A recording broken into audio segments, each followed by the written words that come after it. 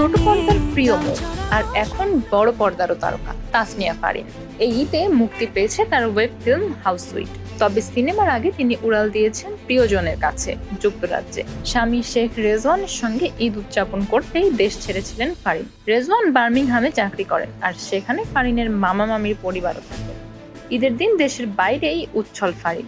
লাল ও সাদা পোশাকে ছবির সঙ্গে লিখেছেন এক ভাবনাময় ক্যাপশন, জীবনের সঠিক গুরুত্বকে খুঁজে নিতে। এই ক্যাপশন ঘিরে নেটিজেনদের কৌতূহল বেড়ে যায়। এটা কি ব্যক্তিগত উপলব্ধি নাকি অন্য কিছু?